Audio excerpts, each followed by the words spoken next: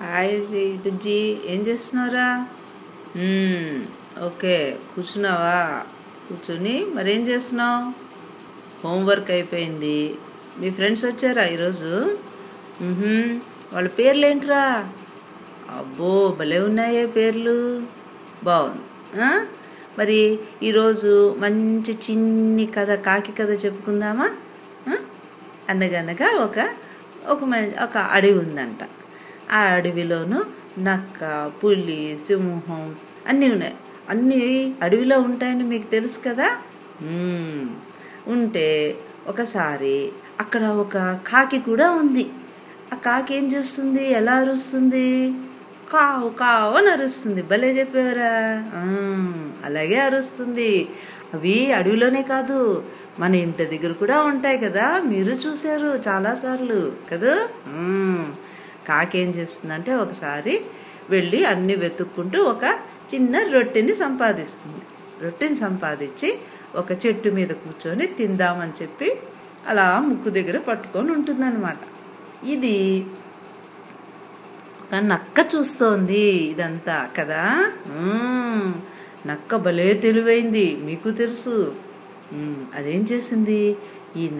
బాగుంది, భలే రొట్టె చాలా బాగుంది కాకి ముక్కులో, దీన్ని ఎలాగైనా నేను తీసుకొని తినాలి అని చెప్పి అనుకొని అలా కాకి ఎక్కడుందో అలా చూస్తూ ఉంటుంది. చూసి ఒకసారి అంటుంది, కాకి బావా, కాకి బావా, ఎంత బాగా ఉన్నావు నువ్వు. కోకిల కూడా నీలాగే ఉంటుంది, అది కూడా చాలా బాగా అరుస్తూ పాడుతూ ఉంటుంది. కోకిల కూడా, నువ్వు కూడా అలాగే ఉన్నావు కనుక నువ్వు కూడా చక్కగా పాడగలవు, పాడుతున్నావు కూడా, నేను విన్నాను ఒకసారి అని చెప్పి దానికి అబద్ధాలు చెప్తూ కాకి అంటుందన్నమాట. కాకి ఇదంతా వింటూ ఉంటుంది. విని ఏంటి సంగతి మరి అని అడుగుతుంది. అడగగానే, నువ్వు కూడా కోకిలలాగా పాడుతుంటే నాకు వినాలనుంది కాకి బావా, ఒక్కసారి నువ్వు ఒక చిన్న మంచి పాట పాడవా అనగానే కాకి అప్పుడు పొంగిపోతుంది, ఆనందపడిపోతుంది. పడిపోయి వెంటనే అది కావు కావు కావు కావు నరుస్తుంది. అనగానే ఏమవుతుంది? నోట్లో ఉండే రొట్టె టపక్కని కింద పడిపోతుంది. పడిపోగానే వెంటనే నక్క తెలివిగా ఆ రొట్టెని తీసుకొని చక్కగా నోటికి ఖర్చుకొని పారిపోతుంది.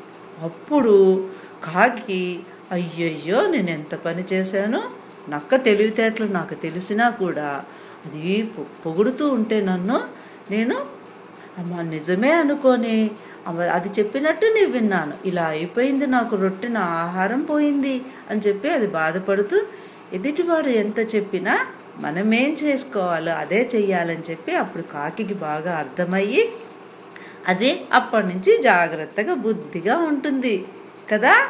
మీరు అలాగే ఉంటున్నారు, నేను చూస్తున్నా ఈ మధ్య మిమ్మల్ని కదూ. ఓకేరా నాన్న, మళ్ళీ కలుద్దాం. Bye bye.